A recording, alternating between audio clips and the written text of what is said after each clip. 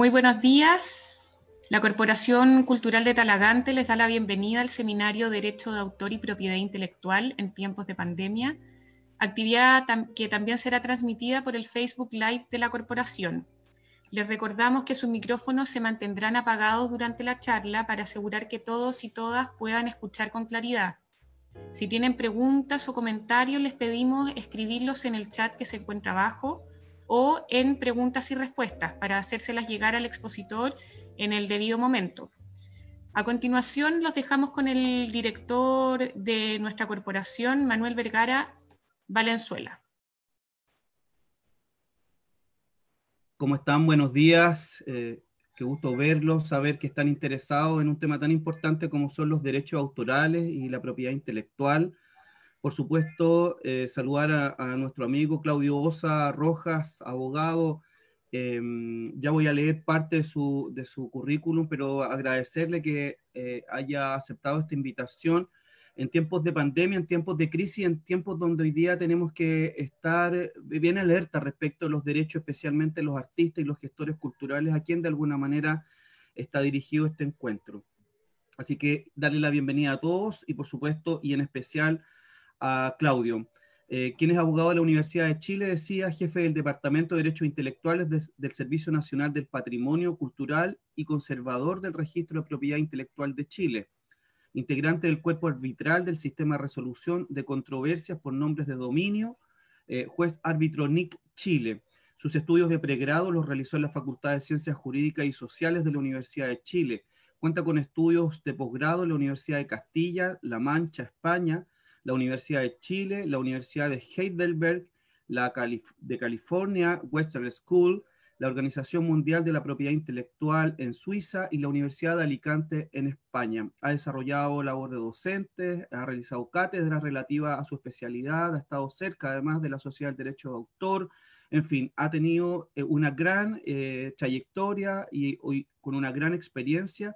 Queremos darle las gracias por ser parte de este encuentro, de este seminario, donde lo que queremos hacer efectivamente abrir la mirada respecto a lo que significan hoy día los derechos autorales de propiedad intelectual y por cierto, al final, por supuesto, tendremos un espacio para hacer aquellas preguntas que de pronto a los realizadores, a los que están generando hoy día contenido en medio de esta pandemia, se están haciendo. Así es que bienvenido Patricio, Claudio, Osa, a nuestro encuentro. Muchas gracias. Bienvenido. Muchas gracias, Manuel. Muy buenos días a todos y todas. Vamos a compartir con ustedes esta mañana, esperando que se encuentren todos muy bien, por supuesto, de salud, y al igual que sus familias, una presentación sobre los temas que estaban programados a tratar. Y si esto parte, como partió, ya. Lo primero que habría que ver es en el contexto que estamos en un tiempo de crisis, en que hay que ser resiliente y utilizar los mecanismos que tenemos a disposición que nos ofrece la tecnología. Por eso es interesante ver que hace varias décadas atrás existían unos dibujitos animados que se llamaban los supersónicos, que ya nos dan un panorama de lo que tendríamos que estar haciendo en estos momentos en el pleno siglo XXI. Esto es realizar nuestras labores de trabajo mediante teletrabajo, asistir a clases en línea, consultar al médico mediante herramientas de telemedicina o hacer lo que estamos haciendo ahora, que es una videollamada. Actividades como esta que estamos realizando hoy día, hace poco tiempo atrás lo hacíamos rodeado de gente, ahora nos hemos tenido que ir adaptando a este escenario y bueno, felices de estar compartiendo con ustedes en esta mañana. Aquí es básico que ustedes tengan también presente que quizás no vamos a alcanzar a ver todos los aspectos que sean de interés, pero existe material de ayuda que pueden ser consultados. Uno de ellos es esta guía que hicimos por allá por el año 2017 junto a la gente del Consejo Nacional de la Cultura y las Artes de ese entonces, que nos convocó para realizar este trabajo y que en la práctica es como una especie de manual muy fundamental con preguntas y respuestas sobre estos temas. Ahí está el enlace desde donde ustedes pueden conseguirla. Va a quedar la presentación, así que ahí va a estar el enlace también. Más adelante hicimos a inicios de este año una publicación de una cápsula audiovisual que trata de resumir estos temas en 4 minutos y quedó bastante bonita, así que yo también les recomiendo que la puedan revisar. Está disponible en varios sitios y esto les puede acercar estos temas un poco más en forma lúdica, y si lo quieren explicar después a otras personas que también estén interesadas, también es bastante útil.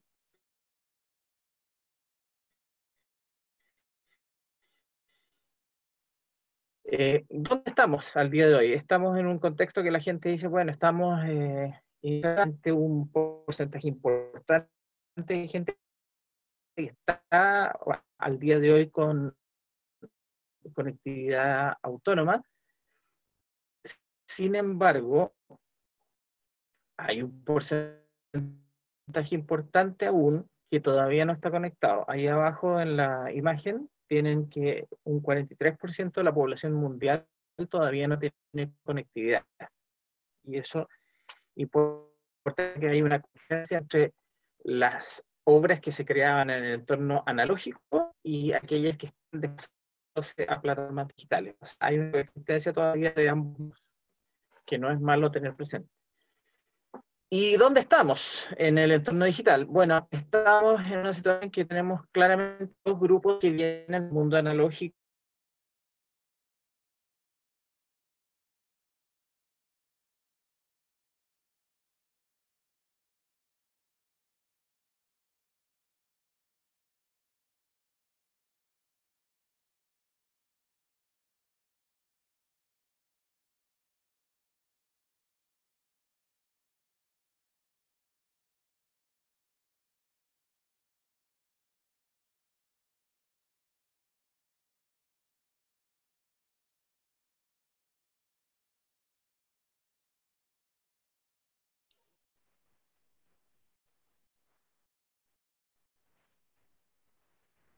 Estamos, perdón, con un problema de audio con Claudio. Estamos tratando de solucionarlo. En cualquier momento él retoma la charla. Les pedimos un poquito de paciencia y volvemos al tiro.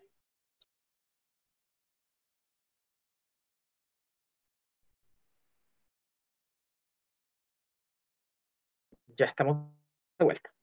Bueno, disculpen, pero la conexión está súper inestable esta mañana, así que vamos a tener seguramente algunos cortes, pero esto vuelve a reiniciarse rápido.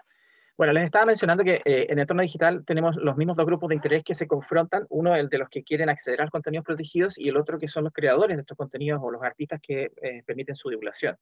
A estos dos grupos del entorno analógico que eran bastante visibles se agrega un tercer protagonista que son los intermediarios de servicios de telecomunicaciones, medios y tecnología, un sector que se denomina TMT. Y todos ellos deben coexistir intercambiando contenidos que están protegidos y accediendo a los mismos. Entonces, unos quieren acceder a la mayor cantidad de contenidos sin preocuparse mucho desde dónde vienen, y el otro grupo, que es el que los genera, se preocupa de tener una retribución mínima, por lo menos para premiar el esfuerzo que han realizado. Y eso es legítimo porque cada uno quiere vivir del trabajo que realiza, ¿no? Obviamente. Ahora bien,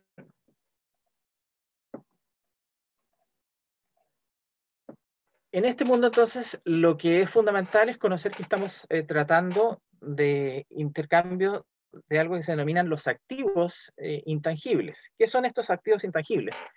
Básicamente es importante reconocerlos porque si los identificamos como tales, sabemos de que estamos hablando en los medios en que estamos hablando de una cadena de valor, bienes que se van a intercambiar entre estos distintos grupos, y es por lo mismo muy importante saber categorizar estos activos de acuerdo a su importancia, ¿ya?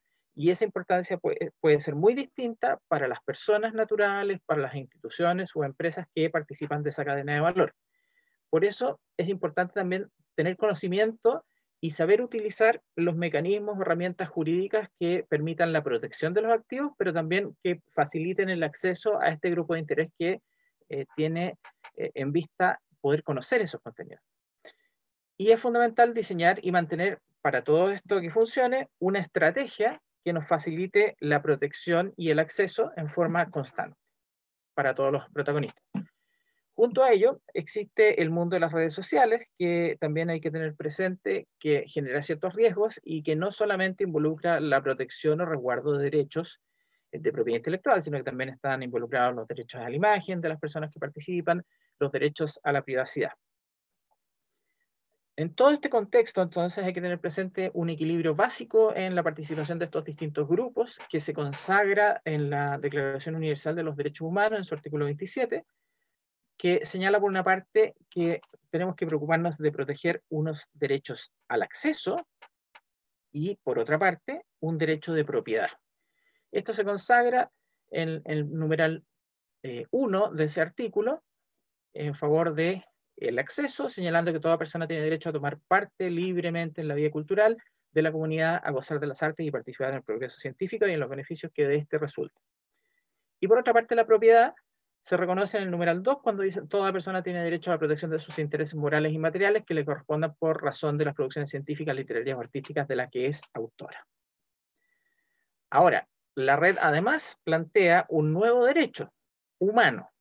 A partir del año 2011, la Asamblea General de Naciones Unidas declara que el acceso a Internet debe ser considerado como un derecho humano por ser una herramienta fundamental de participación en la actividad cultural, social y económica de las personas. Por lo tanto, los estados tenemos que preocuparnos de este nuevo derecho e implementar las herramientas básicas para que esto funcione adecuadamente. Vamos a ver ahora entonces cómo es el Sistema Nacional de Registro de Derechos de Autor y Derechos Conexos y esta materia en general, cómo funciona.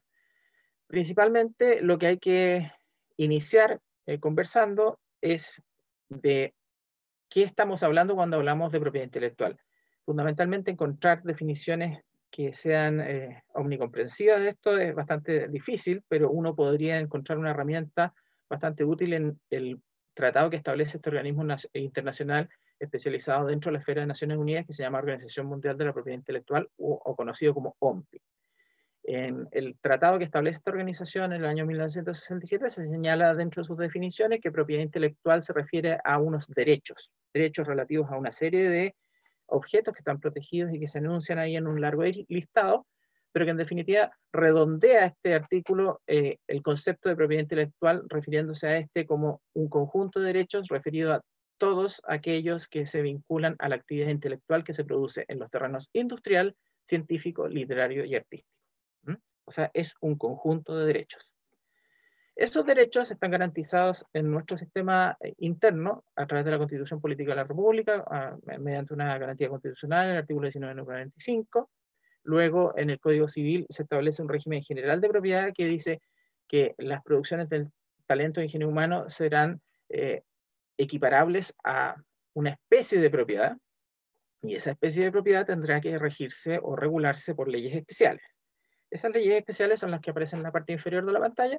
Por una parte está la Ley de Derecho de Autor, que en Chile se llama de Propiedad Intelectual, la número 17.336, y la Ley de Propiedad Industrial, número 19.039.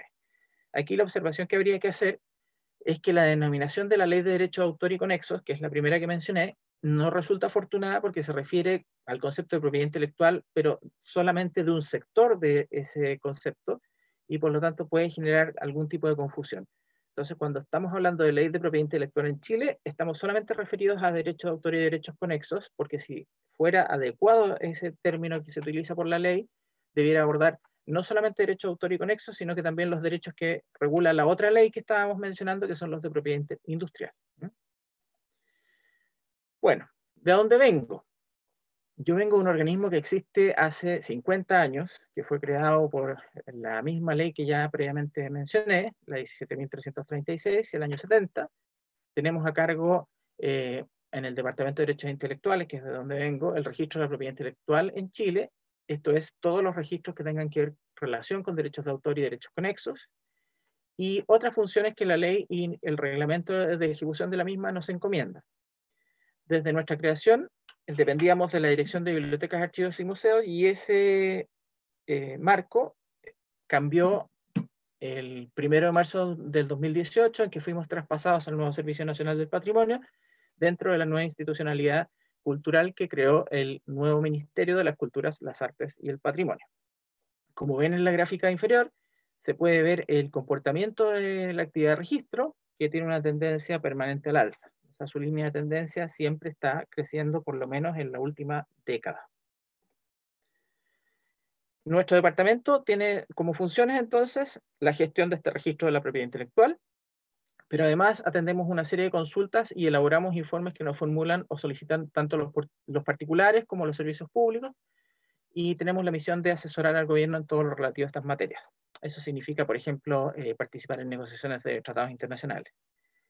Y si ustedes se fijan en la tablita que hay abajo, se ve cómo ha ido creciendo la actividad de procesos asociados a todas estas funciones. Partimos el año 2009 con 15.695 procesos y llegamos a un pic de actividad del año 2018 con 45.814. O sea, triplicamos casi la actividad inicialmente desarrollada, y esto tiene la gran particularidad que se ha hecho con el mismo equipo de gente. O sea, no hemos aumentado el personal, sino que hemos generado estrategias de gestión orientadas a automatizar las labores y también a acercar más la labor al público. Creo que los datos hablan por sí solos. Bueno, cuando hablamos entonces de propiedad intelectual, nos referíamos a que existían dos ramas principales. Una es la de derecho de autor, que podríamos graficarla ahí en el árbol del conocimiento, en el sector de los frutos rojos. Ahí están protegidos las obras literarias, las obras artísticas, las obras científicas. Entre ellas, varias de esas manifestaciones son los proyectos de ingeniería, las bases de datos, la animación en 3D, el software, los videojuegos, las obras cinematográficas, entre muchas otras. Y por otra parte están las materias de protección de la propiedad industrial, que serían los frutos verdes del árbol, y que son las marcas, las patentes de invención, modelos de utilidad, indicaciones geográficas de denominación de origen, o los esquemas de trazado o topografía de circuitos integrados. Todos estos frutos se pueden registrar en distintos sistemas de registro. Los de derecho de autor se registran con nosotros. Los de propiedad industrial se registran ante el Instituto Nacional de Propiedad Industrial, el INAPI. INAPI está en la órbita del Ministerio de Economía. Nosotros estamos, como ya mencionábamos, en la órbita del Ministerio de las Culturas, las Artes y el Patrimonio. Ambos registros no son opuestos, sino que pueden complementarse los frutos protegidos, valga la mención aquí al dibujo, en forma conectada. Por lo tanto, estos frutos pueden coexistir, no hay ningún problema, no hay ningún inconveniente. Lo único que se sugiere es que evalúen qué frutos les interesa proteger más, porque eso es parte de esa estrategia que mencionábamos al comienzo, y eso tiene asociado unos costos. Entonces, cada rama tiene sus frutos específicos de protección y sus leyes específicas de regulación. En el caso del derecho de autor ya mencionábamos la ley 17.336, y en el caso de la propiedad industrial la 19.039. La diferencia entre usar un sistema de registro, el de propiedad industrial, por ejemplo, versus el de derecho de autor, radica en que los derechos de propiedad industrial, si no son registradas las creaciones, no se obtiene ese derecho sobre ellas. Aquí el Estado tiene un rol de gestionar un registro constitutivo de la propiedad, ¿ya? Así lo regula esta ley que ya mencionábamos, la 19.039. En el caso nuestro registro no tiene la misma función que en el ámbito de la propiedad industrial, sino que es un registro de carácter declarativo. ¿Qué significa esto?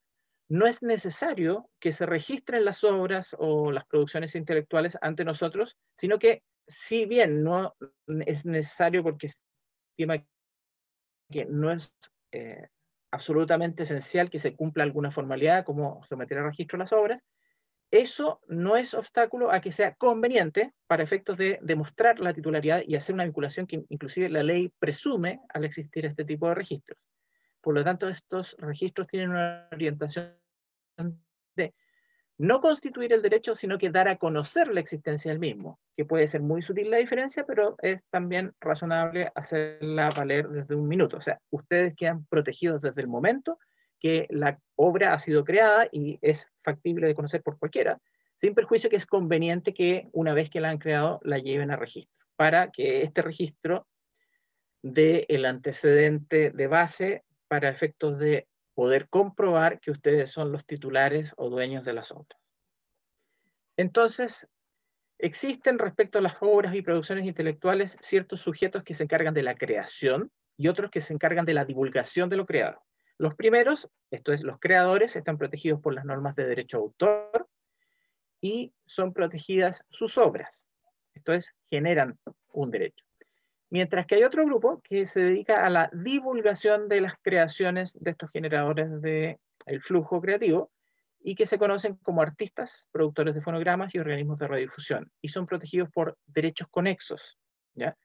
Derechos que no son derechos de autor, pero que son muy cercanos y son necesariamente operativos para que ustedes conozcan las obras creadas y se generen audiencias.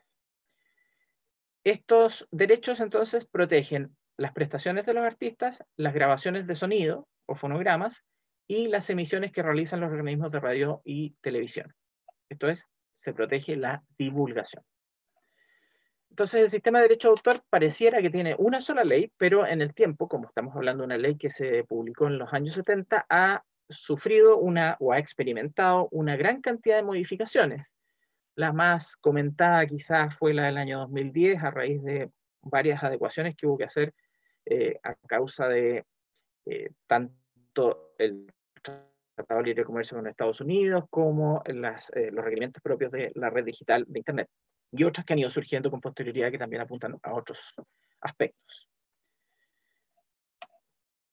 Entonces estamos en una era de transición, que ya yo diría que la transición, mientras no tengamos esa total conectividad de la población mundial, va a seguir siendo transición hacia una era digital, en que ustedes tienen una cadena de valor lineal, que es la que se ve en la parte superior, en que está claramente definido que a un rol, un producto, o sea, si yo soy autor, se protege mi obra, si yo soy artista, mi prestación, si yo soy productor de fonograma, el fonograma, si soy radiodifusor, mi emisión.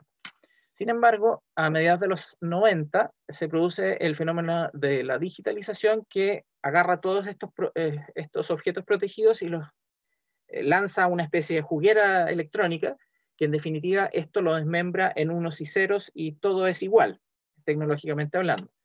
¿Y por qué es todo eso igual? Porque es necesaria esa licuadora para efectos de insertar esto electrónicamente en la red digital de Internet, y se crea la aparición, o más fuertemente aparece el rol de este sector de tecnología, medio de telecomunicaciones que mencionábamos al inicio, o sea, este tercer actor, ¿no?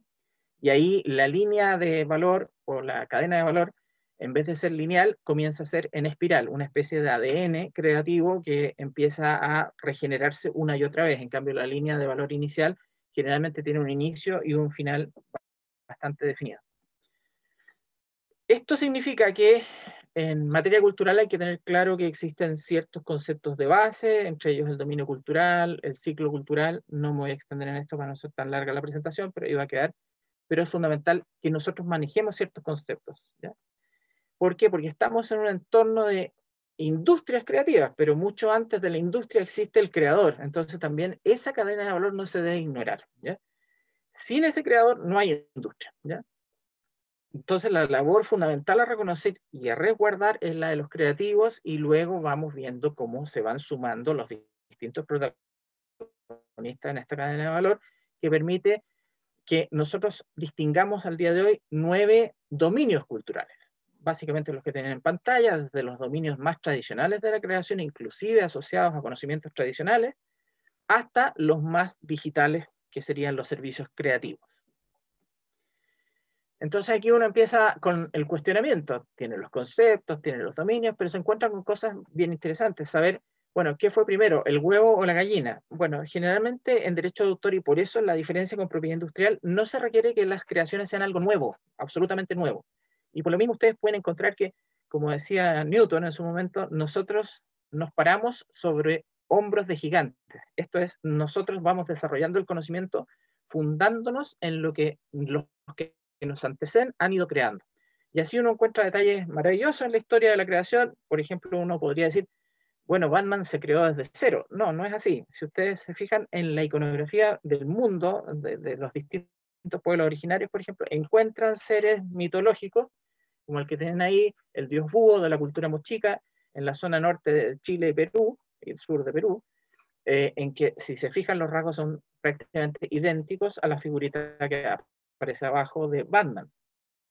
Y Batman también se ha ido diversificando en el tiempo. Esta es una creación del año 1939 que se ha ido derivando en distintos productos. Por ejemplo, lo que tienen en pantalla es un juego de Lego.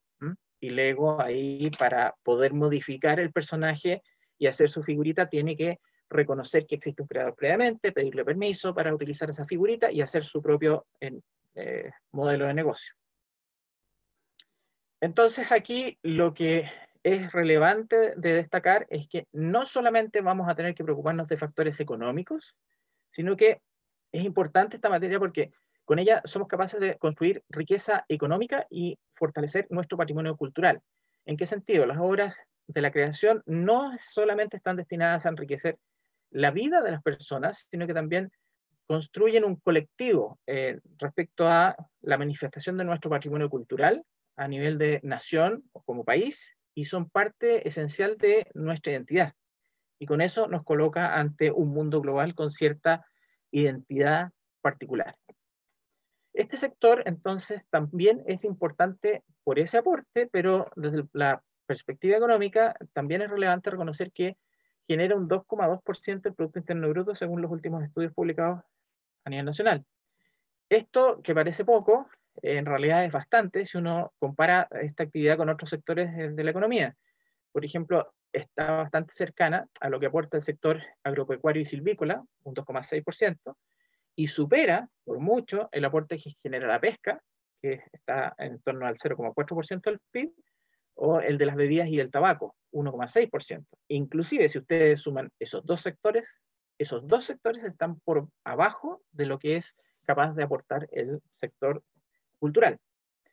Esto, si uno lo ve dentro de la región, para no estar viéndonos el ombligo, vemos que estamos justo en el promedio de nuestra región de Latinoamérica, pero estamos muy abajo del promedio mundial, que hasta hace pocos años era el 5,2%, pero ya supera el 6%. Así que nos queda tarea por hacer. La economía creativa, entonces, y el derecho de autor, ¿cuál es esa relación que tenemos ahí? Bueno, hay varias relaciones complejas que hay que distinguir. Una, tenemos una particularidad en las personas que se desempeñan en este sector, que son las que podríamos denominar las personas creativas. Esas personas creativas requieren un entorno adecuado para crear. Y esas son las que se denominan actualmente como las ciudades creativas. Ustedes conocerán, hay ejemplos en todo el mundo, pero en particular una que podríamos destacar en Chile sería Puerto Varas, que es una ciudad creativa reconocida por la UNESCO.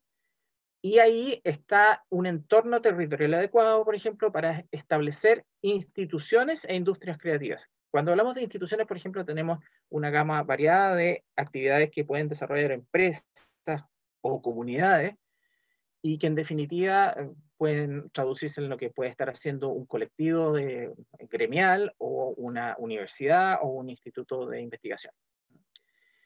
Y ahí, una vez que se establecen estos grupos de actividad, se puede generar industria.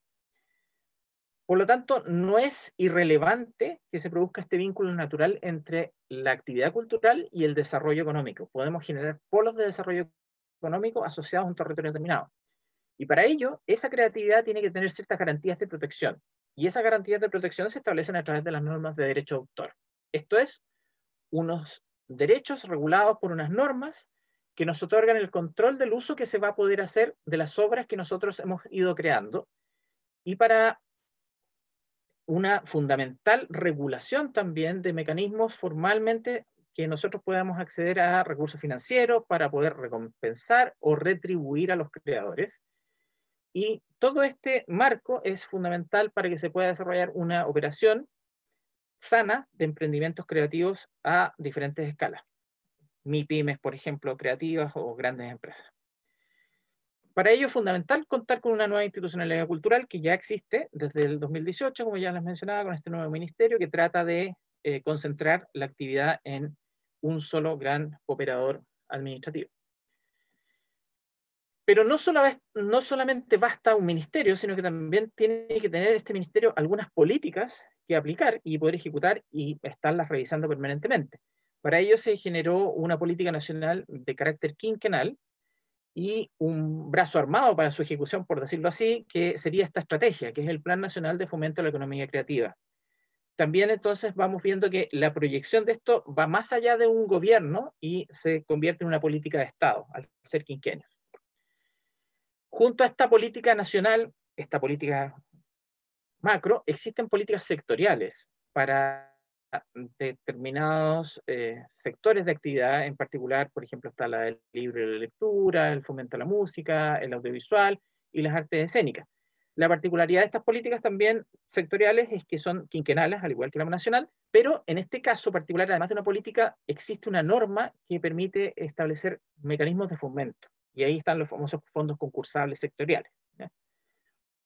Ahora bien, esto permite que la ley que mencionábamos de derecho de autor cuente con esta serie de leyes que se conectan a la anterior y que están destinadas al fomento de la actividad, tanto para proteger los intereses de los generadores de contenido como aquellos que divulgan. Existen otros sectores, en cambio, que si bien tienen política, todavía no tienen ley de fomento, y eso es importante que también se vaya desarrollando con el tiempo. Está el sector de arquitectura, artes de la visualidad, artesanía y diseño en esas condiciones. Ahora, vamos a ver las dudas más habituales que surgen antes de recibir todas las preguntas que ustedes quieran hacer. La primera es si se pueden proteger las ideas. La respuesta es que no. Las ideas en bruto, como son algo general y abstracto, se encuentran en total libertad de apropiación y se pueden apropiar solamente cuando se expresan de una forma particular.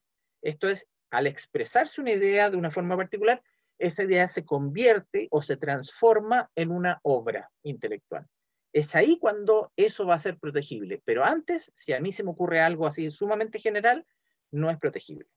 Igualmente ocurre con los procedimientos, los métodos de operación y los conceptos matemáticos. Eso internacionalmente está establecido bajo esos criterios y por lo tanto no es solamente una regla que se aplique en Chile, ¿no? Entonces lo importante es, el derecho de autor protege desde el momento que ustedes son capaces de generar una expresión que puede estar precedida por una idea general y que es libre y apropiable por todos, ¿no? Por ejemplo, aquí tenemos un caso práctico. No sé si algunos conocerán al personaje Gaturro. Existe un dibujante en Argentina que se llama Nick, usa un apodo o un seudónimo, en que se denuncia a este dibujante por la revista The Economist de haber copiado su idea de aquel que diseñó la portada. Claramente la idea no es protegible y las expresiones de una y otra fuente son diferentes. Si bien la idea es la misma, la expresión es diferente. Al lado izquierdo está la portada, al lado derecho la imagen de Nick Gaturro. Sin perjuicio de que este caso es fácil de decidir, Nick Gaturro tiene problemas habituales con este tipo de cosas, pero en otros casos yo diría que claramente copia. O sea, aquí los textos son muy parecidos e incluso la forma de hablar del niñito, en el caso de Mafalda, y del gato pequeño, en el caso de Gaturro, son prácticamente idénticas. Y eso significaría que estamos frente a un plagio, ¿ya? Aquí no hay copia de una idea, sino que hay copia de texto y la dinámica de observación de construcción de inmuebles y todo eso. Casos similares que han pasado en Chile. Por ejemplo, el perro roba empanadas, que fue un perrito que fue grabado en las cercanías de las fiestas patrias hace unos años atrás, robándose una empanada de una parrilla. Esto fue objeto de atención de un dibujante. Él publica su gráfica y se encuentra con la desagradable sorpresa que un grupo de telecomunicaciones muy importante a nivel mundial le copia el perro y lo trata de encubrir ese acto con una situación bastante pobre de edición de gráfica. Y bueno, él se indigna y se denuncia este hecho que pone en una situación bastante complicada al grupo de telecomunicaciones, quien tiene que bajar esos contenidos de la red. Ya volveremos a ese caso. ¿A quién se protege y a quiénes beneficia esta protección? Bueno, básicamente la protección apunta a los autores y a estos titulares de derechos conexos. Así lo señala el artículo 1 de la ley. Y en el caso de los autores, siempre parte protegiendo a las personas naturales. Esos son los únicos que van a tener la calidad inicial de autores. Sin perjuicio de ello, las personas naturales pueden pasar estos derechos o transferirlos a otras personas naturales o a empresas. Y ahí estamos hablando ya de la aparición de instituciones, personas jurídicas, etc. Entonces tenemos que distinguir. Hay titulares de estos derechos en un inicio solamente personas naturales que se llaman titulares originarios del derecho de autor, y hay titulares que reciben de estos primeros a través de una transferencia, cesión de derechos, transmisión, lo que sea, y que pueden ser otras personas naturales o instituciones o personas jurídicas que se denominan titulares secundarios o derivados de los derechos. Entonces, claramente, cubrimos a todas las personas participantes. Así lo señala también la ley en su artículo 2, nos dice que se ampara a autores, artistas, productores de fonogramas y a los organismos de radiodifusión. Todos esos son los sujetos protegidos. Entonces, claramente, hablar de autor versus titular de derecho a autor no siempre es lo mismo.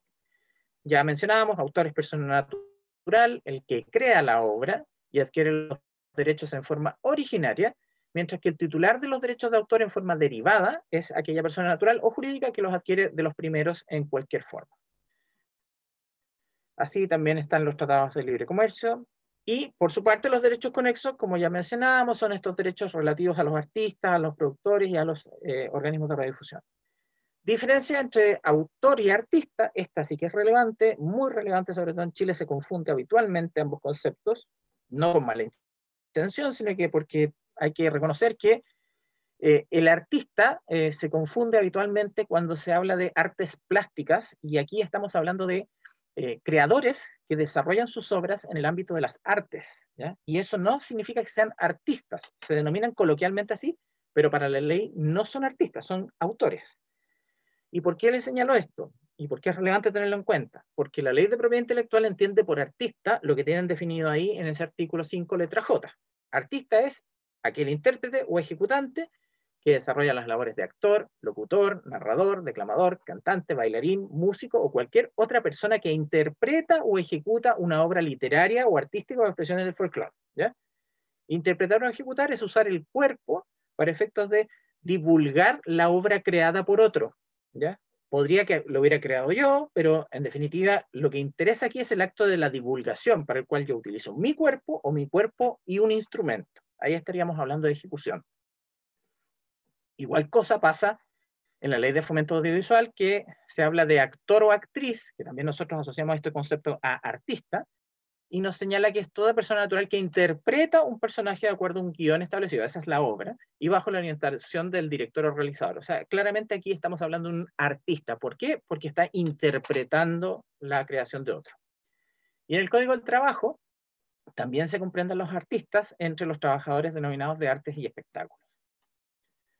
Ahora bien, de las leyes más recientes está la Ley de Fomento de Artes Escénicas, publicada en septiembre del año pasado, en que se nos señala que por artista escénico entenderemos aquellos que son directores, dramaturgos, coreógrafos, actores y actrices, titiriteros y titiriteras, narradores orales, bailarines, artistas circenses, diseñadores integrales o de escenografía, iluminación y vestuario. Aquí yo creo que la definición no es muy afortunada porque mezcla, como se ve en la foto ahí, peras con manzanas. Aquí claramente lo que está en negro a mí me parece más bien roles de autores versus lo que está en rojo, que sí son roles de artista. Eso yo creo que menciona la ley algo que es demasiado abierto y genera más bien confusión que claridad, ¿no? Son distintos intervinientes, pero no son todos artistas.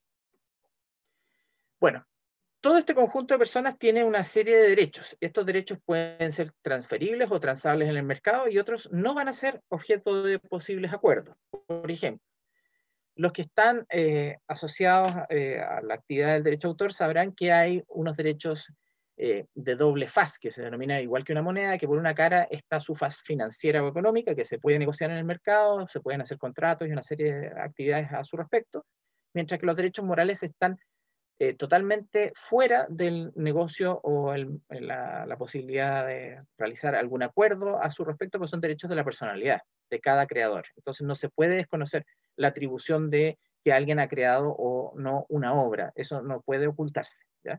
Y tampoco podría afectarse la integridad de la obra. Son como los derechos más fuertemente protegidos a nivel mundial. En otros casos hay otros más, en el caso de Chile los vamos a ver después. En este caso, entonces, la fase económica tiene estos derechos que ustedes ven a su izquierda. Puedo publicar mi obra, puedo hacer copias que a mí se me ocurra, puedo adaptarlo, puedo distribuirla, puedo ponerla a disposición a través de Internet, o puedo hacerla públicamente conocida a través de comunicación al público, con derechos que son la posibilidad de ejercerlos a través de facultades de prohibir o aceptar la utilización respecto a algunos o todos esos derechos, o simplemente puedo recibir una remuneración cuando esos usos ocurran. Por ejemplo, cuando estamos hablando de música y ustedes van a un restaurante, está ambientado el restaurante con música, hay una entidad que se llama Sociedad de Derecho de Autor que va a llegar a cobrarle a ese restaurante por la ejecución de esa música. Eso no es necesario que el autor vaya a cada restaurante a darle permiso al restaurante para tocar su música, sino que le da la autorización a estas entidades para que ellos vayan en su nombre a cobrar cada vez que detectan que está ocurriendo esto, por un tema de mejorar la gestión individual de cada autor, porque eso es imposible de hacer en la práctica. Entonces, estas entidades tienen cobradores a nivel de todo el país y también tienen convenios de reciprocidad a nivel internacional que permite hacer esta gestión en otros países. Y por otra parte están los derechos morales, estos que no se pueden tocar, en teoría al menos, que son el derecho a atribución, también conocido como derecho de paternidad o maternidad del creador, en que se le vincula con lo que ha creado, el derecho a la integridad en que no se pueda modificar su obra, el derecho a mantener la obra en inédito, no darla a conocer a terceros a pesar de que ya está creada, pero también va a estar protegida, el derecho a autorizar a terceros a terminar una obra inconclusa cuando esta obra es de gran envergadura y su autor sabe que no va a tener la vida suficiente para terminarla o ya no quiere saber más de la obra y se le encarga a algún aprendiz que ha entrenado para ese fin. Y finalmente está el derecho a usar el anonimato o un seudónimo, en que en definitiva ahí sí entra en confrontación el primer derecho a ser reconocido como autor versus el manifiesto deseo de ese autor de no ser conocido. Ahí entran en conflicto ambos derechos, pero tendrá que estarse a la decisión de la voluntad de ese creador. Y el otro, el seudónimo, es un derecho a usar un nombre falso o ficticio para ser conocido a través de ese nombre y no por el nombre civil, ya sea por distintas razones políticas, sociales o religiosas. Entonces, los derechos económicos se pueden renunciar, se pueden transferir, se pueden transmitir por causa de muerte y van a tener un tiempo determinado de duración, habitualmente la vida del creador y 70 años más una vez que éste fallece.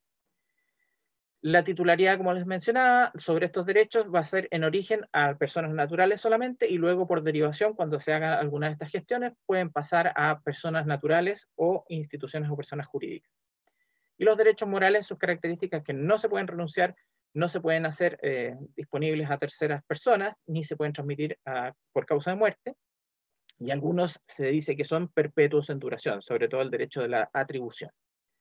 La titularidad de estos derechos, a diferencia de los anteriores, es que solamente puede ser ejercida por las personas naturales. Y aquí cabe mencionar que justamente por esta doble faz que tienen estos derechos, es que son diferentes a lo que habitualmente la gente menciona como esto se trata de copyright. Nosotros no somos el mismo sistema, sino que justamente se llama derecho de autor para distinguirlo del derecho de copyright que solamente apunta a una faceta del derecho que es la patrimonial principalmente y específicamente a un derecho de copia. Por eso su nombre. Como ya les adelantaba, la respuesta a esta pregunta es bastante simple. Si es obligatorio registrar una obra intelectual para que ésta quede protegida, la respuesta es que no, porque la protección es automática y ella se produce de acuerdo a la ley desde el momento en que la obra es expresada. Esto es, se transforma la idea inicial en una creación tangible. Esa expresión tiene los requerimientos de, tiene que ser perceptible para terceros distintos a aquel que ha sido su creador. Y ya vimos, puede estar inédita la obra, puede estar oculta, pero lo importante es que al menos en forma potencial ese conocimiento llegue a producirse en algún minuto. La obra entonces, para ser reconocida como tal, debe tener la capacidad de reflejar o plasmar la personalidad del autor, y eso es lo que se conoce como originalidad, y ese autor va a incorporar a su patrimonio derechos exclusivos sin tener que recurrir al cumplimiento de alguna formalidad, como sería el registro ante alguna autoridad administrativa. Por lo mismo, ya les reitero, la respuesta es no, no es necesario registrar las obras intelectuales, pero obviamente es recomendable. Así está reiterado en el artículo 1 de la ley, que dice que se protege por el solo hecho de la creación a los autores de las obras. Entonces, ¿por qué sería conveniente este registro? El registro resulta conveniente porque genera la misma ley una presunción en favor de aquel que registra. Como ven ustedes en el artículo, dice, se presume autor de una obra, salvo prueba en contrario. En la parte final señala a aquel a quien, según la respectiva inscripción, pertenezca al ejemplar registrado, ¿ya?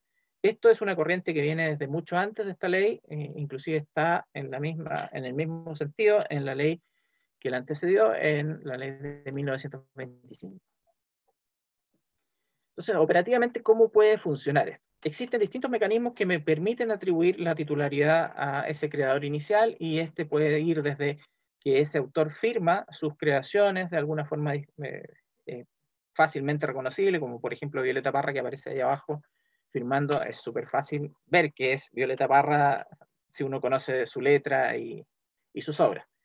Pero en otros casos esa firma sería quizás irreconocible, podríamos estar hablando de un signo o usar un símbolo.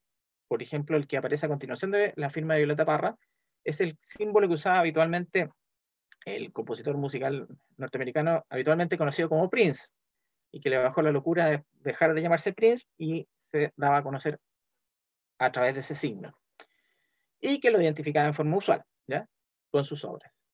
Luego está el mecanismo del registro, la inscripción ante nuestro Departamento de Derechos Intelectuales, en que se asocia la denominación que aparezca señalada en los ejemplares que se depositan mediante el acto del registro.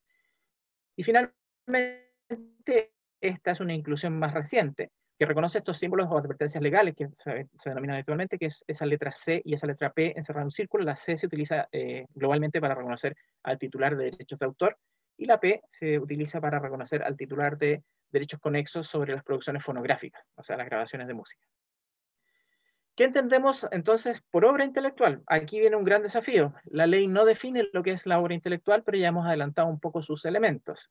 Podríamos definirla como aquella creación intelectual original que es susceptible de ser reproducida por cualquier medio o forma.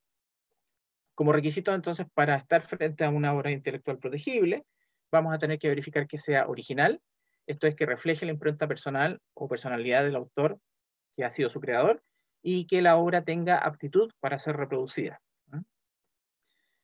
Hay ciertos criterios que van a ser irrelevantes, esto es, van a ser creaciones que, si bien son creaciones, no van a terminar siendo objeto de protección, porque se interesa más que sean divulgadas y conocidas masivamente que otorgarles estos privilegios de protección. Y hay que tener presente para ello que, a pesar de que hay ciertas obras que parecen irrelevantes como aporte creativo, no lo son así, sino que, por ejemplo, no va a importar su extensión. Ustedes recordarán el papelito de los mineros del rescate de Atacama. Si bien era un papelito bastante humilde en cuanto a creatividad y extensión, tenía ciertas particularidades que era meritorio reconocerle protección. Tampoco va a ser relevante para qué se destinen las obras. Aquí no se refiere a utilidad concreta ni a su replicabilidad industrial, que sería relevante quizás en el ámbito de la propiedad industrial. Tampoco es relevante que sean morales o inmorales. Eso es un criterio absolutamente jurídicamente mutable y va a estar también dependiendo de qué tipo de usuarios son los destinatarios finales de estas creaciones. Si estamos hablando de un público infantil, obviamente la moralidad va a ser relevante, pero se tendrá que perseguir esa responsabilidad por otras vías. Igualmente adultos también. Y tampoco es relevante si refleja mérito o no, en cuanto a destreza o violencia, porque, por ejemplo, ustedes podrán ver videojuegos educativos versus videojuegos que son absolutamente de ambientes de guerra, invasiones, extraterrestres, mil cosas, y en definitiva lo que interesa ahí es la creatividad puesta en el desarrollo creativo. Y por otra parte están estas creaciones que no van a ser objeto de protección porque sí interesa más privilegiar su publicidad que su protección. Y ahí están los actos de autoridad, las leyes, las resoluciones judiciales y las noticias del día. Pero aquí hay que tener ojo, las noticias del día en cuanto al hecho noticioso, no a la descripción de la noticia, ¿ya? La protección de estas obras tiene un tiempo de duración, se protege desde el momento de la creación, toda la vida de ese creador y después un lapso temporal posterior que son 70 años. Esto se aplica a la protección temporal principalmente a los derechos patrimoniales. Los derechos morales vemos que tenemos situaciones distintas en que algunos podrían incluso estimarse que son perpetuos. Por ejemplo, el derecho a atribución. Entonces tenemos tres grandes momentos en el tiempo en cuanto a protección. Un momento en que los derechos están absolutamente blindados, protegidos, y yo para utilizarlos o recurrir al uso de la obra tengo que estar o autorizado por el titular del derecho o por algún tipo de determinación que establezca la ley. Esa regla que establece la ley está contemplada en un tiempo intermedio entre la protección absoluta y la liberación de los conocimientos a través del mecanismo que se denomina excepciones y limitaciones. Esto es, hay ciertos usos que se consideran que son inocuos y por lo tanto, en una regla de balance entre el interés por acceder y el interés por proteger, se permite por la legislación que ese acceso sea posible porque no afecta la cadena de valor de realizar un negocio. Está el momento más glorioso para algunos que quieren solamente el acceso, que es contar con el patrimonio cultural común, que permite también el desarrollo del conocimiento más masivo, y es cuando ya ha transcurrido el tiempo de protección que establece el legislador. ¿Qué facultades tiene entonces el titular de derechos patrimoniales sobre la obra que ha creado durante este tiempo de protección? Principalmente puede usar directamente la obra en forma personal, puede decir que ya no le interesa utilizarla en forma directa y se la quiere transferir en forma total o parcial los derechos a terceros, y también puede no querer desprenderse de la obra, sino que quiere permanecer en su propiedad, pero quiere compartir la posibilidad de los usos, y ahí aparece el mecanismo de las licencias en que se autoriza a terceros ciertos usos determinados sobre las obras. ¿Cuáles son esos usos? Los que establece ahí la ley, son 5. Puede darse a conocer la obra, puede sacarse copias de la misma, puede permitirse su modificación o adaptación, puede hacerse la comunicación o ejecución pública, y pueden distribuirse ejemplares. Obviamente con Internet esa distribución muta a lo que se denomina puesta a disposición. Entonces la regla de base, cuando esta protección se encuentra vigente, es que si yo quiero utilizar en forma pública la obra que se encuentra en el dominio privado, tengo que obtener una autorización en forma expresa de parte del titular de los derechos de autor. Si no lo hago, incurro en una infracción a esta regla y me hago responsable de sanciones que pueden ser solamente por los daños que se provoquen, sanciones civiles, o por política criminal, perseguirse el delito asociado a esta infracción, que es bastante más grave. También existen derechos de arrendamiento en el área de programas computacionales, que es una particularidad de nuestra ley. Y existen diferencias entonces entre lo que se puede hacer como autorización y ceder derechos. La autorización es un documento que en definitiva me señala una serie de antecedentes por los cuales el dueño de los derechos me permite utilizar de alguna forma la obra. Entonces es importante que ustedes reconozcan el contenido de base de este documento, que debe identificar a los que participan en el contrato, deben señalarse en forma precisa cuáles de esos 5 o 6 derechos se están concediendo, cuál es el tiempo de duración de la autorización, si se va a remunerar y la forma en que se va a pagar. Ahí hay una ausencia en nuestra legislación de la posibilidad de las licencias gratuitas, pero ya todos saben que eso es factible también. En la costumbre mercantil ya las establece como un uso frecuente. También hay un número mínimo o máximo de espectáculos o ejemplares que se autorizan, o si estos van a ser ilimitados. Y si vamos a tener un territorio de aplicación, eso es sumamente relevante cuando hablamos de Internet, porque aquí la mención no debería ser solamente el territorio de Chile, sino que debería decir claramente el territorio de Chile, el resto del mundo y el universo, que aunque parezca ridículo, eso es factible de decir en estos minutos, porque la señal de Internet va desde el planeta hacia el exterior, busca un satélite y vuelve a entrar. Entonces claramente eso ya no está en el resto del mundo, sino que es parte del universo, el espacio. Y cualquier otra cláusula limitativa que ustedes puedan querer pactar. Es exactamente lo mismo que pactar por lo que se llama Creative Commons, que en definitiva es un modelo más fundado en la tradición anglosajona y que tiende más bien a rescatar ciertos factores para hacer circular las obras. Esto es una combinatoria de 4 recursos que en definitiva pueden convertirse en 6 modalidades distintas de licencia, pero no es nada nuevo bajo el sol, sino que es un modelo de licenciamiento perfectamente factible también de realizar bajo el modelo del derecho de autor. El ejemplo local, volvimos al perrito. Este perrito, como vimos, había hecho una denuncia a su dibujante por la utilización sin autorización que realizaba esta empresa de telecomunicaciones. Consulta con nuestro departamento en ese entonces qué podía hacer, si se podía registrar la obra y si eso servía de algo. Nosotros le dijimos que sí, que independientemente de que ya estaba protegido por la ley, le daba un vínculo más claro de establecer si entraba en un litigio, por ejemplo. Y procede la persona días después de que se produce este conflicto. Si se fijan, esta denuncia que él hace en las redes es el 12 de septiembre, él registra el 15, o sea, 3 días después, y tuvo un efecto virtuoso. Una vez que él registra, aparece el colegio nutricionista feliz diciendo que está utilizando el perro en forma autorizada el mismo día 15, y días después, el 2 de octubre, el perrito es modificado, adaptado a otro tipo de formato artístico de expresión, que es a través de la orfebrería, y sacaron joyas, llaveros y una línea importante de productos con la autorización del dueño del dibujo. Entonces ahí ya se establece una actividad lucrativa que no es para nada criticable, sino que todo lo contrario, es lo que la gente espera, que pueda utilizar su creatividad también para un retorno.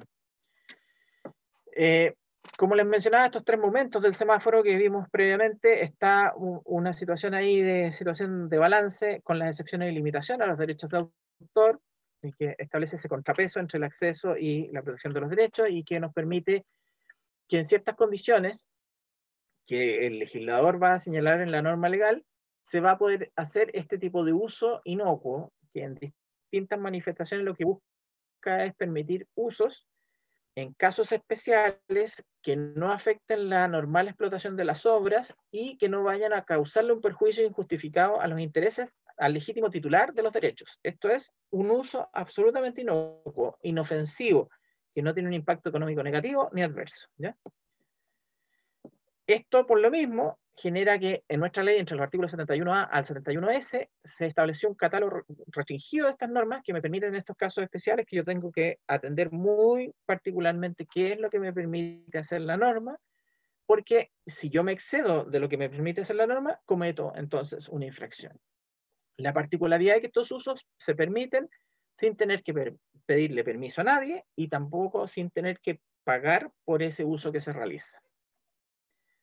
El dominio público, que es el estadio final del semáforo, esa luz verde, se refiere a cuando los activos creativos están ya sin periodo de protección vigente, y por lo mismo se pueden usar libremente, como sería el caso del hombre de Vitruvio que tienen ahí de Da Vinci, está absolutamente libre de uso. Pero cuando yo hago ese uso y lo transformo en algo que es una derivación de lo preexistente, y le aporto algún componente de creatividad, como sería este libro que cuenta la historia de este dibujo, esa nueva manifestación creativa pasa a ser protegida y blinda nuevamente la protección a esa manifestación particular que utiliza el contenido desprotegido, pero no lo blinda impidiendo que ese contenido desprotegido pueda ser utilizado por otros. Por ejemplo, en la práctica, el hombre de Vitruvio también fue utilizado para desarrollar el logo de una marca bastante conocida de una cadena de farmacias, pero la cadena de farmacias no puede impedir, porque exista ese logo protegido por derechos de propiedad industrial o derechos de autor, en este caso se usan los dos frutos de colores diferentes, los titulares de esa marca y de ese diseño no pueden impedir que otra persona utilice el mismo hombre de Vitruvio para otra manifestación creativa. Por ejemplo, como sería hacer ese sticker que aparece ahí abajo, de te quiero todo esto y mucho más, o el tazón con Darth Vader con la forma del hombre de Vitruvio, o la utilización del hombre de Vitruvio en la moneda de €1 que se usa en Italia. Igual cosa con el grito de Munch, se han hecho derivaciones por parodia, que eso también está permitido incluso por excepción. Yo ahí no tendría por qué preocuparme de nada, más encima está protegido la posibilidad de hacer un uso de excepción como parodia si este dibujo estuviera vigente, pero no es así, esto está en dominio público, por lo tanto por esa vía se libera la utilización, y yo lo único que tengo que saber es que esa utilización derivativa queda protegida en la manifestación específica, como sería incluso el emoticón que ustedes utilizan a diario cuando chatean, que es derivación de ese grito. ¿Se pueden entonces patentar obras intelectuales? Esta es una pregunta recurrente que llegan a la oficina o la mandan por correo o por distintos canales de comunicación. La respuesta es que claramente no, porque las obras no son patentables porque no son inventos. Solamente los inventos, esto es aquello que se desarrolla desde cero, que es novedoso, que no existe antes, eso va a ser objeto de una patente y va a ser objeto de registro, pero ante el Instituto Nacional de Propiedad Industrial. Las obras intelectuales hechas por autores en el ámbito de las artes, las ciencias o la literatura se protegen por el registro de derecho de autor y se protegen como creaciones registrables. Se inscriben, no se patentan.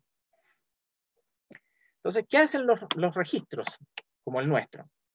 Principalmente aportan a la trazabilidad que existe desde el momento de la creación hasta las distintas etapas de transferencias, transmisiones de estos derechos, y permiten que funcione de mejor manera un mercado o un entorno creativo asociado específicamente a un territorio o a personas creativas o instituciones creativas, como ya mencionábamos previamente. Se permite también tener una fuente de información muy rica que se puede recuperar en el caso de necesitarse para ya sea hacer negocios o formalmente presentar un proyecto o finalmente postular a fondos concursables o defender en un juicio lo que yo considero que está siendo afectado por el uso no autorizado, por ejemplo, por terceros que son inhabilitados para utilizar legítimamente mi obra. Entonces, tenemos un flujo documental bastante rico, bastante complejo, y eso se ha ido haciendo posible también por modelos de automatización que se han ido implementando en el tiempo. Entonces, nuestro departamento lleva un registro público de propiedad, el registro de propiedad intelectual, lleva un registro privado de seudónimos, ese es confidencial, esa es la particularidad, no se da a conocer más que a los propios interesados, los antecedentes que ahí se registran. Se llevan índices alfabéticos que dan cuenta de los autores y los títulos de las obras para una rápida consulta. Y todos estos registros se pueden llevar también por medios electrónicos, o sea, no es un registro solamente en papel, sino que actualmente fundamentalmente se lleva por medios electrónicos. En el caso de los derechos conexos se llevan también los mismos registros de libros anexos, pero se exceptúa de esto el registro de seudónimos, que solamente se aplica un tipo de registro y no existen registros de seudónimos para creadores y para artistas. ¿Cómo se puede registrar? Se puede, hasta antes de la pandemia, obviamente, se podía acudir a nuestras oficinas, que esperamos muy pronto estén de vuelta abiertas a público. La oficina solamente está en Santiago. También se puede enviar por correo postal el requerimiento, pero el que es más habitual, a raíz de los ajustes que se le ha ido haciendo al modelo de Internet, nosotros queríamos este año, a raíz del cincuentenario, lanzar un proyecto nuevo, una plataforma nueva que se llama Centro de Registros Integrados Nacionales, o CRIN, y que vamos a ver qué pasó con ese proyecto.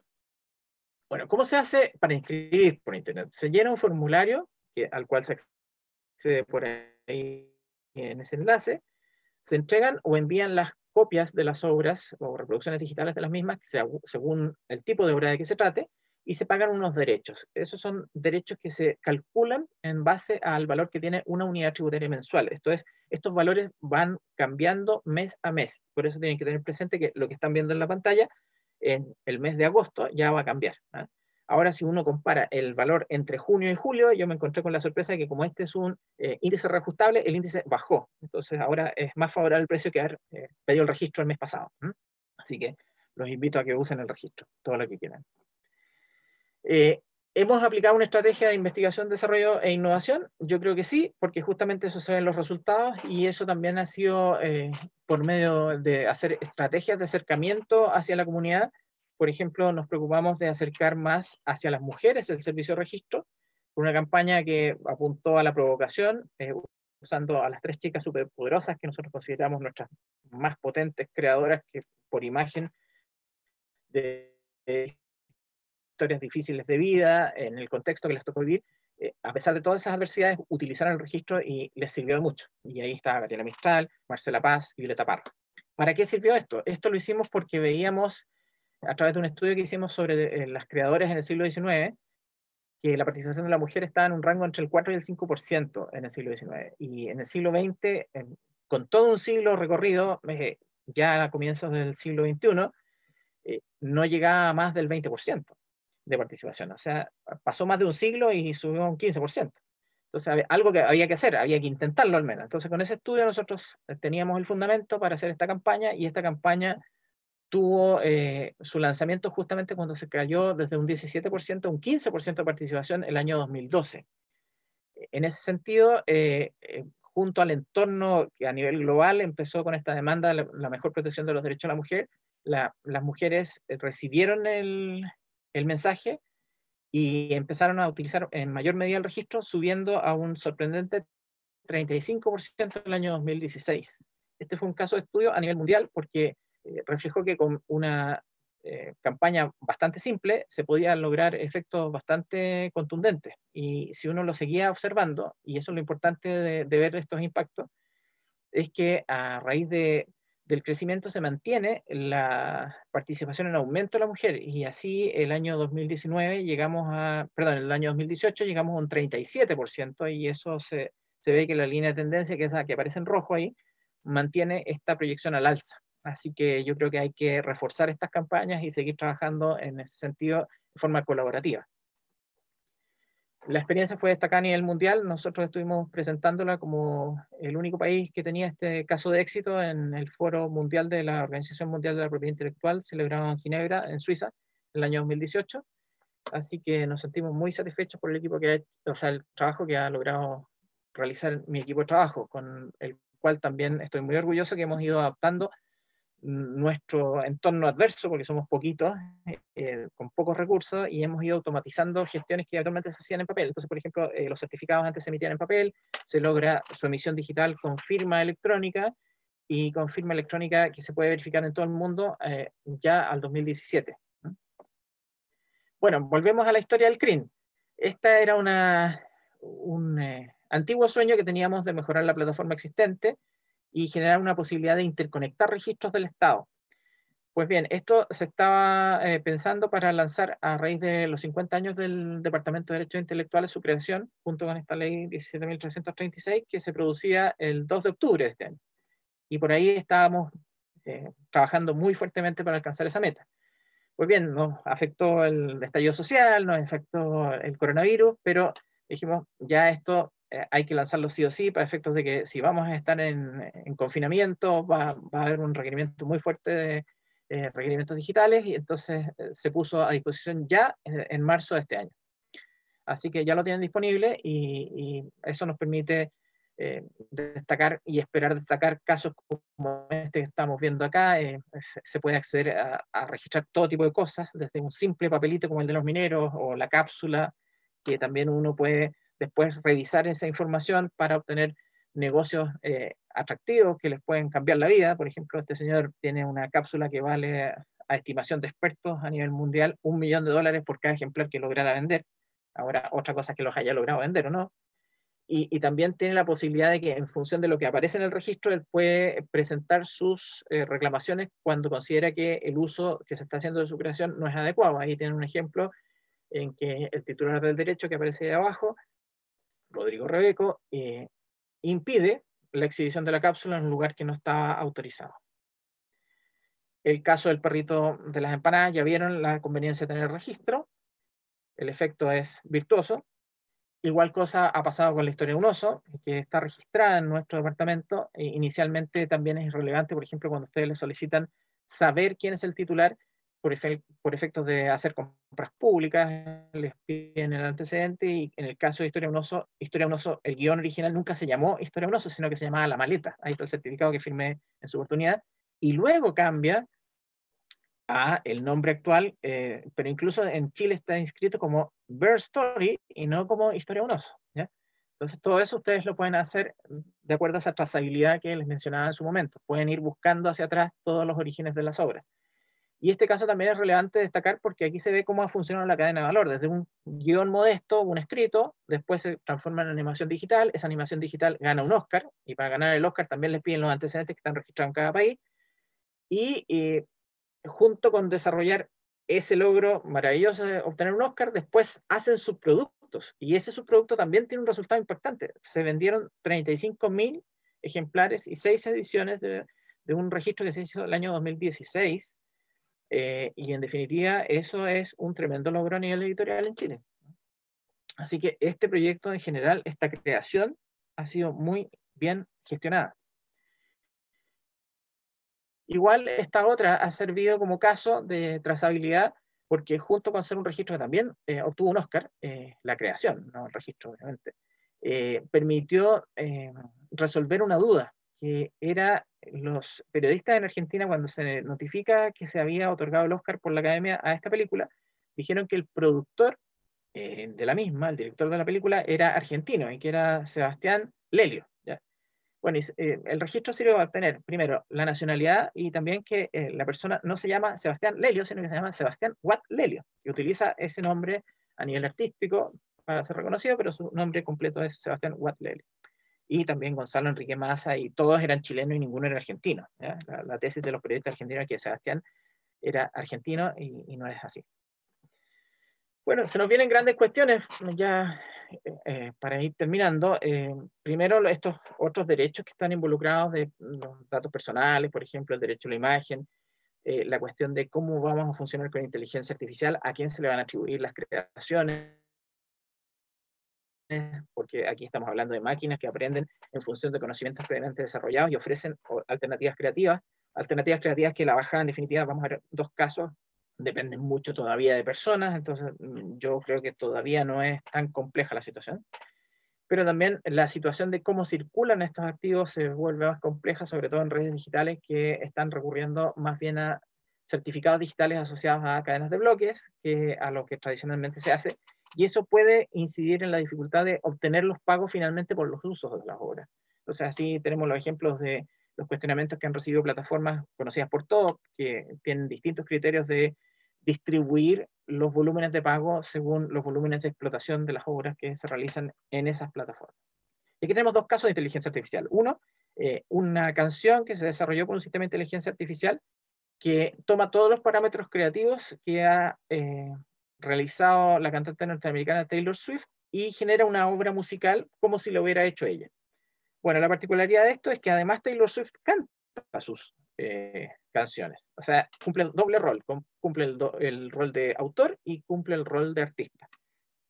En este caso, si uno no entiende mucho su estilo de creación ni sabe mucho inglés, podría pensar que inclusive la grabación que resulta de este ejercicio está cantado por Taylor Swift y está escrita la canción por Taylor Swift. Pero al descifrar la letra de la canción es bastante incoherente todavía. O sea, si bien logra el efecto de impacto de pensar que es la creadora, en la práctica el resultado todavía es humilde. Pero es impresionante. Si ustedes pueden, vayan y escuchen la versión que hay ahí, es muy similar a la voz de Taylor Swift y uno pensaría que es ella. Bueno, y en el caso de este otro ejemplo, es un comercial audiovisual que lanzó la marca Lexus de automóviles y que en definitiva hace un proceso bastante más complejo, pero que en buenas cuentas finalmente es un proceso que ingresa mucha información a grandes servidores, mega servidores, que en definitiva hacen el proceso de rescatar, procesar toda esa información, reciben también antecedentes de entrevistas a personas que se realizaron para saber sus gustos de automóviles, y finalmente un productor obtiene todo lo que aprende en esas máquinas y le dan como alternativas de creación, y ese productor lo baja a la creación audiovisual. El resultado también es bastante impresionante y aquí es mucho mejor logrado porque efectivamente, a pesar de que a uno puede que no le guste la marca o no tenga los recursos para obtenerla, si uno ve el comercial, provoca cosas extrañas. O sea, la ambientación, las sensaciones que vive el protagonista, como que se traspasan al que está viendo el audiovisual, y termina con la sensación de que se quiere subir al auto. Entonces eso es como bien particular. Si a los que son más fanáticos de los autos la pueden ver, también se los recomiendo. Bueno, el mundo entonces está cambiando.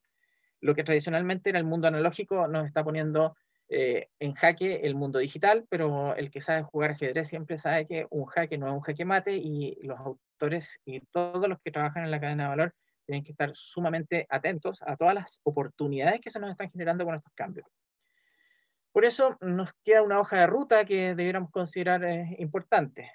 Lo relevante aquí es seguir trabajando de forma colaborativa en todos los ámbitos que nos sea posible, porque todas estas expresiones son vitales para que los seres humanos sigan desarrollándose de forma integral, ya sea a nivel emocional, cognitivo, social o cultural, y como esto es tan relevante para nuestro desarrollo, no debemos olvidar que es fundamental para que la actividad siga sana, de que se eduque a las nuevas generaciones y a las actuales en materia creativa y artística. Y por eso la atención hay que ponerla en lo que se está haciendo en el sistema escolar y poner especial énfasis en dos elementos. Es sumamente importante formar audiencias y también desarrollar y proyectar nuestros talentos. Porque en la forma que tengamos esas vías desde la base, tenemos la posibilidad de mantener una actividad que sea además sustentable y autónoma, no solamente en un enfoque de generar industria, sino que primero estos territorios en que van a ser mejor la vida para estos creadores, van a tener un entorno más virtuoso y vamos a tener instituciones creativas y luego industrias creativas. Y finalmente, cuando tengamos todo ese camino recorrido y ya lo debiéramos estar pensando hacer con lo que tenemos, es que hay que hacerse cargo del proceso de internacionalización de lo que tenemos como generado habitualmente como activo, desde la realidad local primero hacia la global. ¿Ya? Podemos experimentar en ambos mundos a la vez. ¿Ya? Y lo importante es no perder con lo que estamos ofreciendo, tanto a la realidad local como a la global, nuestra dimensión identitaria y la cultural, por lo que les mencionaba de rescatar nuestro patrimonio. En definitiva, y ya cerrando, los invitamos entonces a considerarnos como su socio estratégico en la labor que desarrollan en la materia creativa. Tenemos que reconocer que sumando fuerzas en estos momentos en particular, vamos a fomentar el reconocimiento que desarrollan nuestros trabajadores del conocimiento, y que no solamente estamos orientados a reconocer los beneficios de un sistema de propiedad intelectual que en Chile se le ofrece a los creadores, sino que también esto es útil para toda la comunidad, porque cuando aseguramos o obtenemos mejor protección de estos activos de propiedad intelectual, de nuestras creaciones en definitiva, no solamente ganan los titulares de los derechos, sino que ganamos todos como comunidad. Así que muchas gracias por la oportunidad de compartir con ustedes y quedo atento a sus preguntas. Muchas gracias, Claudio, por la presentación. Tenemos aquí algunas preguntas que han hecho algunos de los espectadores y también otras por Facebook. Erika dice, a raíz del conflicto social en Chile, hemos visto cómo muchas obras han sido destruidas. Acá en Talagante, esculturas de la losa policromada también fue destruida, una de las esculturas. Y la pregunta es, ¿están actuando de oficio para proteger y accionar contra los responsables en base a los derechos morales, o lo va a tener que hacer los mismos autores o sus herederos de ser el caso? Bueno, nuestro departamento no tiene facultades de investigación ni de resolución de conflictos de esa naturaleza. Eso en particular, al constituir una infracción o un delito, más bien, tiene que ser puesto en antecedentes a la fiscalía respectiva, a las policías, a los tribunales. Ellos son los que tienen esa pega que resolver. Nosotros solamente recibimos registros y hacemos estas funciones que les hemos mencionado de difusión y promoción de la observancia. Ahora, cuando la observancia se ve afectada por una actividad como la que se describe acá, que es totalmente repudiable, procede que se haga una investigación y que se persiga la responsabilidad por los organismos correspondientes. Perfecto. La otra pregunta que nos llega es, los contenidos audiovisuales, no importa el tiempo o duración, cuentacuentos, clases magistrales, etcétera, ¿se inscriben? ¿Sirve de algo? ¿Tienen alguna protección? Toda manifestación creativa se puede registrar.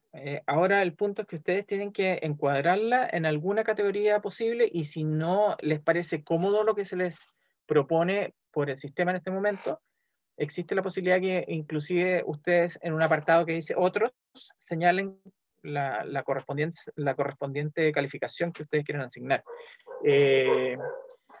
En definitiva, lo importante es que ustedes vean lo que es más cercano. Si lo que están realizando es un audiovisual, por ejemplo, que captura la presentación del cuentacuentos y todo eso, eso en la práctica es una prestación artística.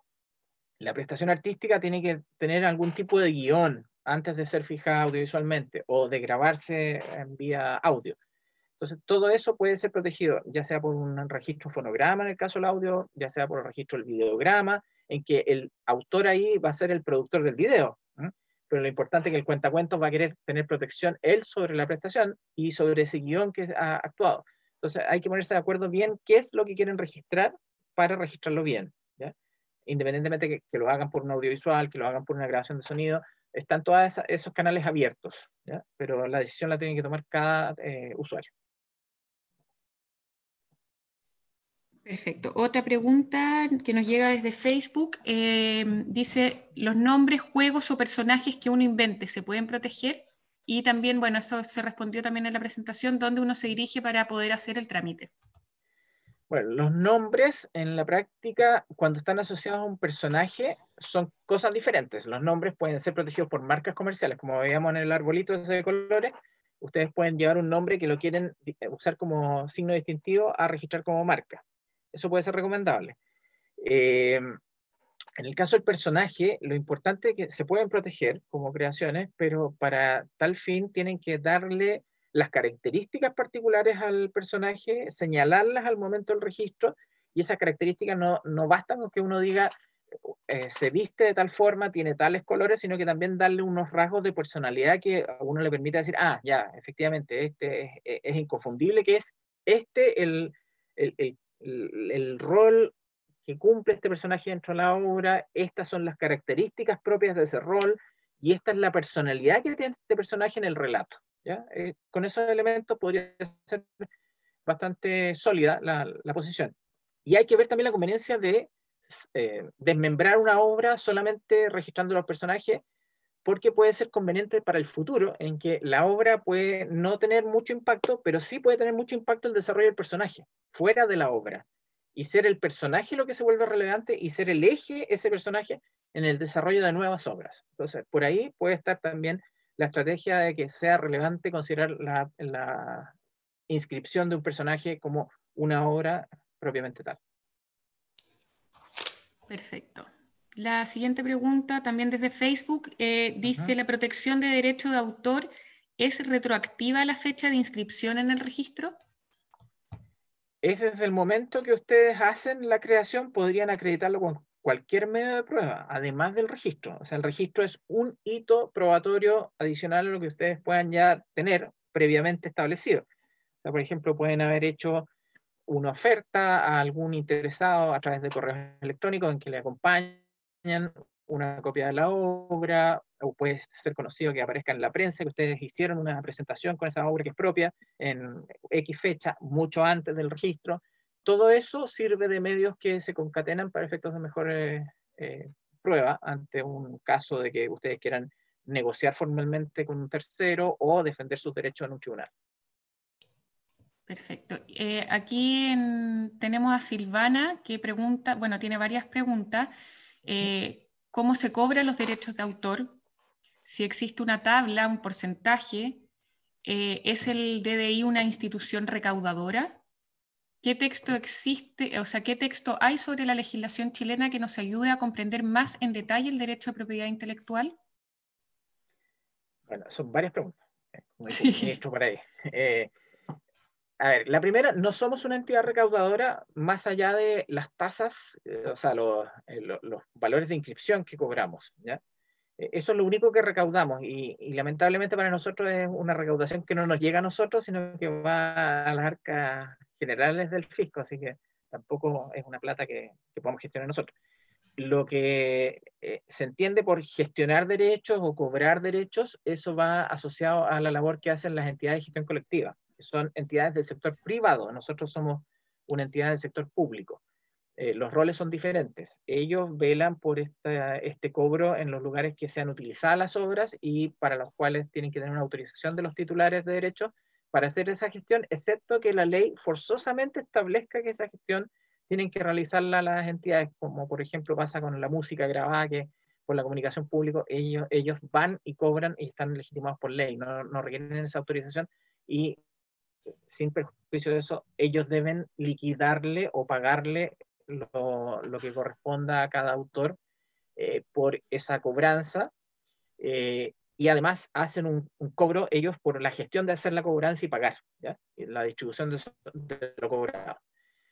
Pero esas tarifas que ellos fijan respecto a esas utilizaciones están dadas a conocer al público a través de un tarifario que ellos deben mantener en sus sitios web y que se publica en el diario oficial. Por lo tanto, es una regla que deben cumplir. Finalmente, respecto a la ley, si quieren conocer el texto, bueno, está en distintas partes. En la página nuestra está en www.propiedadintelectual.cl, en la parte de legislación. Ahí está el texto actualizado y fundamentalmente eso puede ser relevante que lo revisen junto con la cápsula esta que les mencioné audiovisual al inicio de la presentación y el manual que también está bastante útil desde el punto de vista que permite de la ley bajar a los casos prácticos, ¿no? Perfecto. Elita también pregunta, registré hace un tiempo un compilado de cuentos breves, ¿puedo modificarlo? Tengo mi certificado, pero no puedo visualizar mis escritos. Puede modificarlo. Lo que pasa es que nuestro sistema no permite la visualización de lo previamente registrado, ¿ya? En caso de que tenga dudas de aquello que registró, puede pedir una copia y ahí nosotros se hace la copia con cargo al solicitante, porque en definitiva la copia que queda es la única que se puede rescatar para efectos de prueba, si es que el mismo interesado ha perdido su copia original, que es más frecuente de lo que a uno se le ocurriría. O sea, yo he tenido muchas historias de gente que metió el pendrive en la lavadora y ahí se le fueron varias obras. O se destruyó, no sé, el papel porque hubo una lluvia y así. Son situaciones bien lamentables, pero está en el depósito, ya sea físico o digital, el ejemplar que esa persona pudo haber registrado en su momento. Ahora, si lo modificó, eso implica que es un cambio de obra, o sea, ahí hay que hacer un nuevo registro.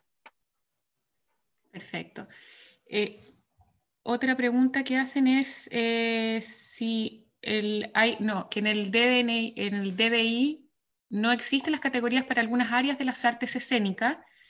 ¿Hay alguna intención de sumar las categorías de espectáculo, obra de teatro, piezas coreográficas, circo, teatro, danza? Bueno, es en la práctica medio imposible dejar a todos con la inquietud satisfecha porque son múltiples manifestaciones. Entonces, por lo mismo nosotros ponemos un listado que es una propuesta y aquella persona que tenga un pensamiento diferente podrá catalogar en los tres grandes géneros, en la posibilidad de otros, perfectamente puede señalar lo que él o ella consideren que es lo más adecuado. Ahora hay que tener ojo que tienen que centrarse en si es obra artística, literaria o científica, ¿ya? Porque en estas situaciones de arte escénica pueden darse como cercanías por arte o por literatura, ¿ya? Entonces también algunos podrían decir, no, estos son ciencias, y ahí puede ser algo discutible, pero como les digo, eso en materia de prueba, lo importante es que quede el registro asociado al titular. Si hay errores, imprecisiones en la catalogación, eso en la práctica no debería ser un mayor conflicto. Lo importante es que exista el hito de registro y que se vincule ese registro con una o más personas determinadas. Perfecto. Otra persona pregunta, ¿qué pasa con los derechos en plataformas como Netflix? Bueno, la recomendación es lean todas las advertencias legales que aparecen en estos sitios, los términos y condiciones de servicio, los TOS que se llaman, que habitualmente la gente está muy preocupada de acceder o de colocar el contenido a disposición de esas redes. En el caso de Netflix no hay mayor complicación porque Netflix tiene un sistema de pago de licencia o adquiere las obras que comunica y paga derechos por eso. No es una plataforma que uno dijera es muy compleja, ¿ya? Yeah. Distintos son las plataformas de música, que ahí sí son más complejas porque en realidad tienen un modelo de distribución de lo que recaudan que no tiene ninguna correlación con el modelo físico del negocio. O sea, una persona que vendía 1 millón de discos antes tenía la película súper clara cómo le iban a distribuir. Se sabía que era un porcentaje, un 10, un 7% la intérprete, por ahí. Mientras que si uno ve Spotify, me han llegado declaraciones así de liquidación de pago, son centavos. Entonces la persona que antes vendía 1 millón de discos para obtener una buena recaudación, ahora tendría que estar dispuesto a esperar. Y eso es un estudio re interesante que analiza todas las plataformas de pago de servicios de música, son súper distintas una de otra y al final están haciendo la misma explotación. Entonces uno entiende por qué en el modelo A, en el modelo B y en el modelo C pueden ser tan diferentes los resultados. Entonces, lo dramático es que la persona que vendía antes el 1 millón de discos ahora tendría que vender 10.000 millones de discos para obtener la misma plata, por poner un ejemplo así súper burdo. Entonces, no tiene ninguna explicación lógica eso, y eso es lo que se está solicitando por los titulares de distintos rangos, desde los creadores, los artistas, los productores, y eso sea transparente de una vez por todas, pero todavía no hay luz, no hay humo blanco, como se dice en ese sentido. Y eso es lo que hay que seguir batallando para que se produzca en definitiva. Perfecto, vamos con las últimas preguntas que nos quedan. ¿El registro en el DDI me protege en el extranjero o debo inscribir mi obra a los países donde la exporte? En general, aquí opera un criterio de reconocimiento de los registros a nivel global. Eso es muy diferente, por ejemplo, con los registros de propiedad industrial, que si ustedes registran en Chile, tienen que ir registrando país por país donde vayan a aparecer con los productos. En cambio, acá no. Cuando son obras intelectuales, el proteger en un país asegura el reconocimiento de esa protección en todos los países que son miembros de los mismos tratados. Eso no es un impedimento para recomendar que en algunos países eso no es suficiente, por ejemplo, si ustedes detectan que se infringen sus derechos y quieren hacer persecución penal o criminal de aquellas infracciones. En esos casos es recomendable que también se inscriba en esos países que exigen que en particular se opere de esa forma para poder reconocer la protección en esos territorios. Les pongo el caso, por ejemplo, de Estados Unidos. Si ustedes quieren hacer persecución penal, es recomendable allá que registren también. Pero si quieren perseguir en Argentina, en Bolivia, en Perú, da exactamente lo mismo, son los mismos criterios que acá. Y se garantiza que se va a tratar en esos países al que registra en Chile como que si fuera nacional del país donde se reclame la protección.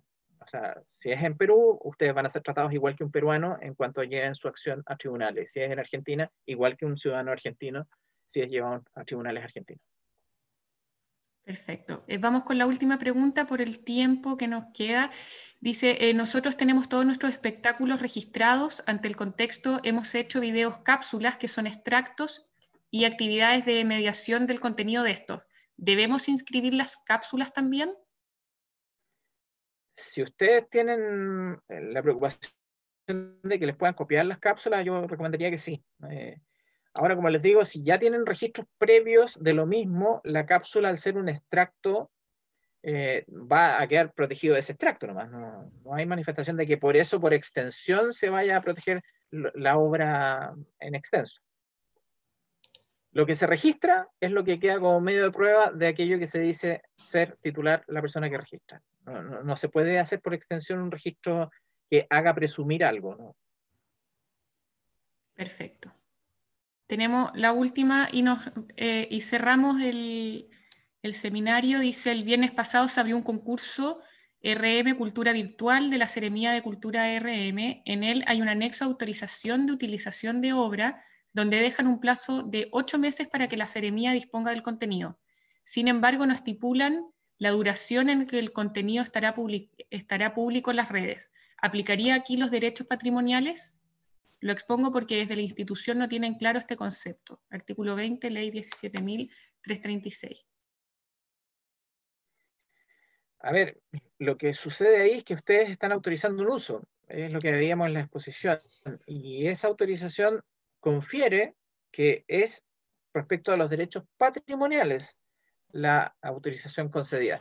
Ustedes no pueden negar, por ejemplo, o sea, no podrían otorgar derechos morales, no correspondería. Pero claramente lo que se les está diciendo ahí, que por un plazo determinado ustedes autorizan ciertos usos. Desconozco la dimensión de las bases en particular que hayan aplicado, pero me imagino que eso está ahí para efectos de que pueda ser factible la postulación, y las postulaciones uno las puede aceptar o rechazar. O sea, si quieren en particular discutirlo con el Ceremi correspondiente, eso es atribución de ustedes, no veo inconveniente que lo puedan hacer, pero como son bases tipo, eso es bastante difícil de dimensionar si va a tener algún impacto o no, o si va a ser escuchado de forma de modificar las bases, porque ya eso sería muy poco practicable, más aún si ya está cercano al cierre.